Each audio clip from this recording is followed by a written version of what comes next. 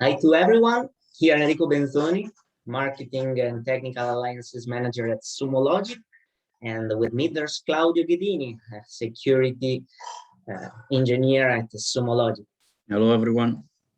Hi, today we will give you an overview of Cloud SOAR, so Security Orchestration, Automation and Response Platform. So we will show you the key capabilities and showing the platform based on the use that you can do. Basically, cybersecurity is not just a technology issue. Cybersecurity is mainly processes, and we help the incident and response. So thanks to the SOAR, you can improve standard operating procedures, orchestrating and automating all the third-party actions in your own processes.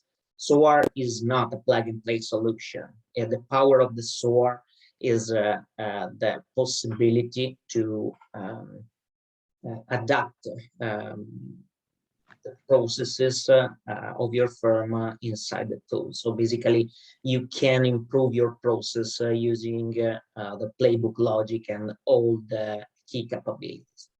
Let me introduce also the report that GGAUM wrote about the SOAR, and in which Sumo positioned it as a leader and outperformer. So the report highlight some innovation and capabilities of our tool as the alert triage, autonomous improvement, evolving track categorization, multi-tenants. You can see in the chat the link to download the report, and we will be happy to show you the power of our solution.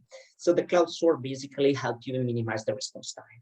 You can prioritize the response to security incident, you can reduce the false positive and rapidly investigating the alerts.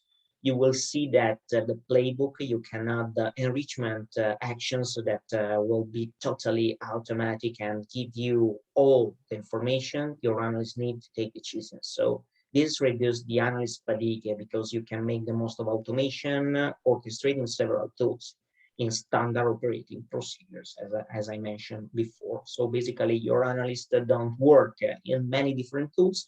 They can work just in the SOAR, and the SOAR work with the others and can maintain aligned system. So you can, if you modify a ticket in Cloud SOAR, the same ticket should be aligned in your ticketing platform. So there's the interaction between the two systems. Also for the SIM, that is the first and measure tool that send alert to your solution, and this permits to improve the efficiency and consistency of your team. So basically, SOAR takes over where detection starts, where the SIEM stop, the SOAR start, ingesting alert and making the triage, and just the real threats are converted in incident and start the enrichment investigation, and you will arrive in the node that we call user choice, that permit your analyst to have all the information to take decision and decide where the process has to go. And this permits you quickly respond and have under control all the incidents. So we will see, and Claudio show you the platform in a minute, that the open integration framework permit you to easily integrate all your tools. So then you can focus time of your analyst on real threats and using progressive automation to improve the standard operating procedures and automating time-consuming tasks. And the supervised active intelligence with playbook suggestions and many others helpful capabilities for your analyst help to manage all aspects of incident. And at the end, you can improve the communication internal and external thanks to the KPI dashboard and the incident reports. Here you can see the 6 point that we show today. Now, Claudio start showing you the open integration framework that is the part that permit you to integrate all your tools. Basically, in order to improve your processes, you have to integrate the tool inside the cloud SOAR. We have hundreds of connectors that are ready and that you can use, but you can modify on the fly, adding new actions or creating your new one if you want. But we have a specialized team that create your the integration you need. Please, Claudio. Yeah, thank you, Enrico. So I want to highlight, as Enrico said, this 6 points, starting from the open integration framework. That is a tool inside the cloud SOAR that permits to manage all the available integration with the third-party technology. So cloud SOAR is the most open SOAR platform. We have already available hundreds of connectors with thousands of action. So you see some of the technology already available. We use standard languages to develop this integration. We have a community for sharing knowledge integration between the customers. So you can, when you can also share the information, you can, because you, as Enrico said, you can even create your own integration. This integration can be used on cyber and non-cyber use case. And as Enrico showed before, we can create also demons and triggers with the open integration framework. So let's go inside the platform. This is the integration section. We see all the integration available in this instance, but you can add a new one at any time. You see inside there is a list of the action. You see there are color coded, so this will be reflected in the playbook when adding these actions. You can define multiple resources for them, and you can edit the code. As you see, you can select the language that you use, so it will highlight. All is in clear text, so you can see and review all the parameters of each action. And you can develop using Python, PowerShell, Bash, and Perl. We mainly use Python for performance and security reasons, but you can use any of those languages. And from here, you can edit on the fly, add a new part of the code, new parameters easily, directly from here without using any other tool. And then when you save that action, you can test it rightly from here, selecting the resource and the parameter for this action, in this case, the query, and just test it directly from here. The second point is the incident management capabilities, the playbook and case management. So going back to the platform, in the incident, you can see the playbook that is used to perform this analysis for this specific case. And where to perform create the playbook. So in the playbook section, you can have the list of all the playbook that you have created. You can create as many as you want. All is graphical. Editing is very simple. You can drag and drop the various boxes. You can edit the parameters of all existing action, add a new one, modifying it. Adding a node is very simple. You can add actions. We have this 5 kind of action: enrichment, containing, custom notification, and scheduled, all with different colors. And with the type, you can select all the available action. You can refine by the name, for example. And when you select one, you can, for the parameters, you can use all the incident field that you can customize, all the incident artifacts that, let me say, variables that are available inside each incident to store some particular values, or set a manual input. And selecting the cogwheel, you can pick any input or output parameters for each action that comes before the one that you are creating. So as here, as you can see here, you can create a manual task to assign to the analyst automatically some activity to be performed manually. So you can describe what is needed to do and decide how long it will take or when the analyst should be complete that specific activity.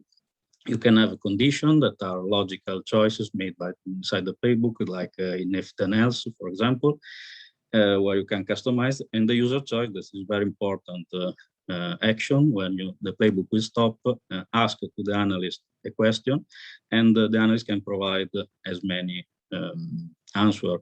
I mean, you can configure as many answers as you want. You can filter the result of some specific action, and add the nested playbook to this master playbook. So you can select, create a playbook that can be reused many times, just configuring the input and output parameter. When you add the box, it's very simple to recreate the connection, just delete the old one. As you see, it's all graphical, reconnecting the node.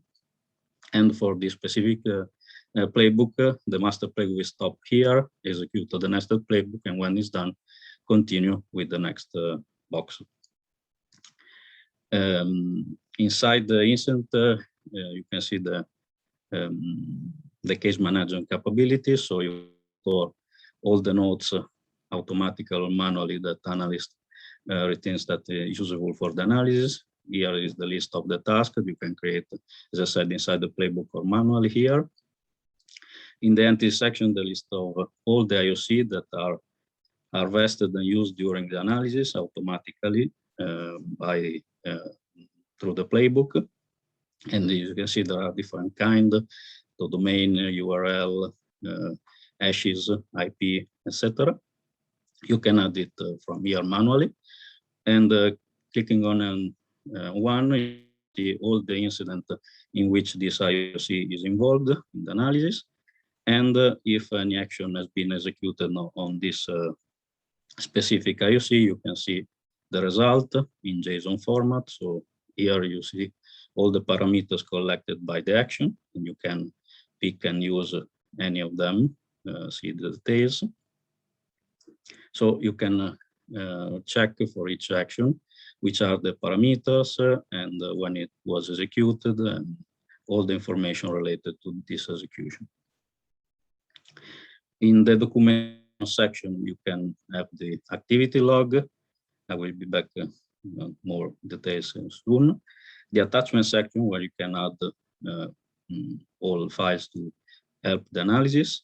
And as I said, in the activity log, there is all the information, all the steps that automatically or manually has been done on this incident with the data and the details of what has been changed, for example, in a parameter. So you can check all the information of all the activity that has been done to the incident. The third is the SecOps dashboard. That is, let me say, the home section where the analyst can see and stand and receive all the activity which is involved into. So this is an example. Here, the analyst has received this user choice that contains this question. Obviously, it can come customized, and we have multiple answers that we can provide. So the analyst staying in the my SecOps dashboard can see all the activity which is involved into. Directly from here, provide an answer. There are some actions that are manually, the analyst can manually trigger directly from here, and going inside the playbook.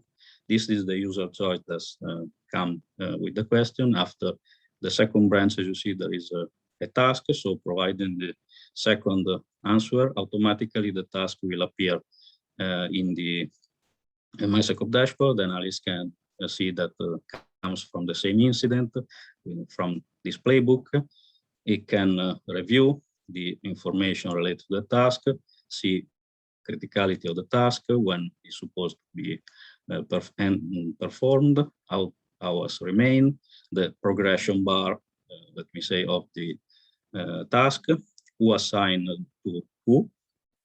And from here, it can directly approve, unprove, and close or decline the task. By clicking inside, you jump inside the incident and see all the information for the task with all the fields, where the analyst taking in charge it can keep track, for example, the progress of the task. So you can set the 30%, for example, and it is reflected automatically inside the SecOps dashboard. And the analyst from here can again close or reassign the task to another team or another colleague to proceed with the activity. So here the analyst will receive all the user choice, task, manual action that can be assigned to him. The fourth point is the triage machine learning supervised active intelligence. So we retain the time valuable asset, so we want to provide the analyst all the to better work, inside the platform. So we distinguish two phases. Phase one is eliminating the false positive through the triage capability of the platform. So only the real incident will be created, so the analyst can analyze only the real threats. And the phase two is allowing analysts to make always the right decision, also recommending the relevant playbook through the machine learning engine that is inside the platform. So in the SecOps dashboard, will appear also the suggestion from the machine learning that in this case suggest this playbook for phishing. You can have as many suggestions, depends on the number of incidents you are considering. You can add from here, add and run immediately the playbook in that specific incident, dismiss the suggestion, or blacklist the playbook not to be displayed as a suggestion anymore. So you can see all the possibility, also the matching. And you can also filter for some specific incident to check only, if you have many, to check only the task, user choice, suggestion that are related to that specific list of sublist of incident. Point number 5 is the highly customizable dashboard and KPIs. So inside the platform, you can define multiple graphical widgets and display different parameters, different information related to the incident with different charts, pie chart, graphic bar, and many more. So you can completely customize and decide for each user can customize his own dashboard and select the widget that you want to display with different information. And also from here, you can create the KPI reports. Point number 6 is the incident report section. You can create a customizable report that helps a lot to improve the communication inside and outside the organization. You can have very quickly immediate and detailed report. You can, with the report, easily collect information, collecting, as I said, information to the incident with the IOCs, the timeline that I showed you before, and all the action that has been executed for the analysis of the specific incident. Reports are highly customizable, so you can even create a template with your information and generate the report in very many different formats. And the last, as I said, this is very helpful to improve the communication for incident response and the reporting section. Another point that I want to highlight is that SOAR is a multi-tenancy native platform. So you can have a master console with centralized management, with aggregated reporting and high visibility on all the tenants. From the master console, you can propagate the standards to each tenant. So for example, you can send a playbook, custom field, and more. There is X grant horizontal and vertical scalability to ensure excellent performances.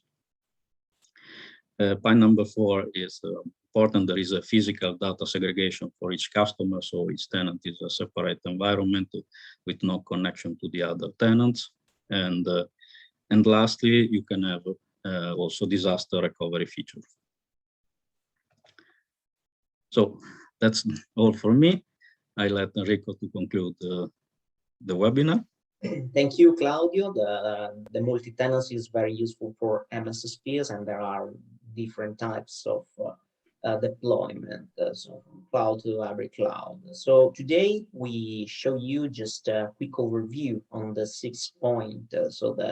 We started from the open integration framework in order to have all your own connectors, playbooks, and case manager, to define your standard operating procedures, SecOps dashboard, and supervised active intelligence that helps your analyst in take a right decision and manage the task. And the 2 latest point are to improve the internal and external communication, thanks to the reports, thanks to the KPI dashboard that you can create for CISO, for SOC manager, for the board, in order to show the results of your activities. Thanks to the open integration framework, you can also create NOC processes, or we have a financial institution that used to manage the credit card transaction and wire transaction in order to identify frauds.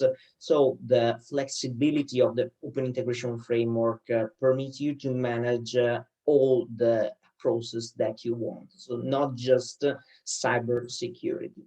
And basically the SOAR is the core platform that permit you to receive all the alerts, select which are the alerts that you would like to manage through this tool, and it helps the improvement of your overall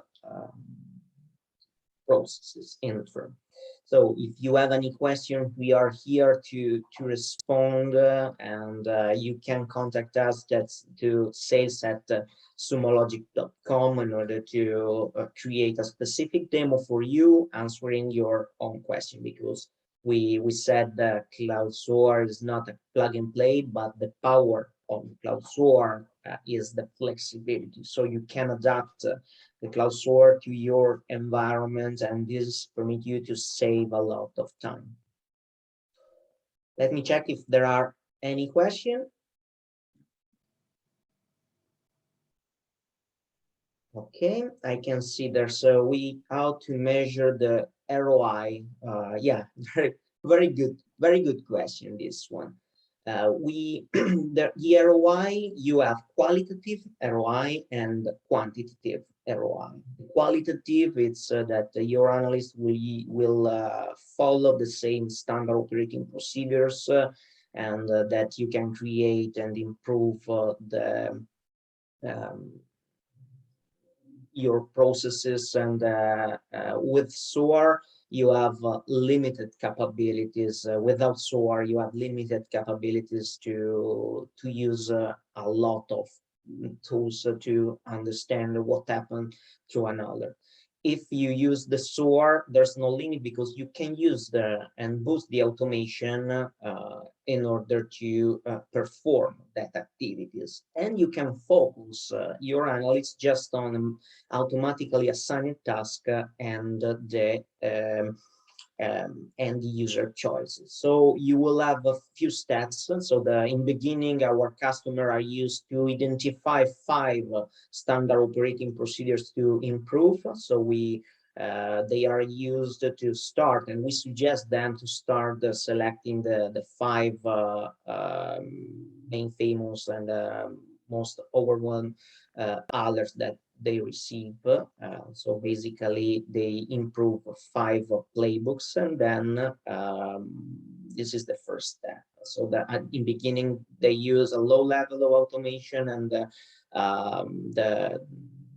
skill of the SOAR team that use the SOAR team that use the SOAR is not so high. So this is the ROI will increase in the second step, in which the skills are higher and the number of processes will be increased. So in few weeks you can improve the ROI, and after a few months you can have boosted the automation and have high skill using this very complete. There's another question related to the how the open integration works if we have to create a new integration. Claudio would like to respond. Yeah, as I show you, you can even create your own integration from scratch if technology has an API, or it's very simple to build one. You can edit the one existing to add more action, for example, or if you don't have a development team inside, we can to develop a new integration in a few days, or customize the one that existing for your needs. Okay, there are other questions, but I think we have to respond separately. Thank you very much for your time. Happy to set up for you a specific demo to show Cloud SOAR and how you can implement it. And have a nice day. Thank you very much.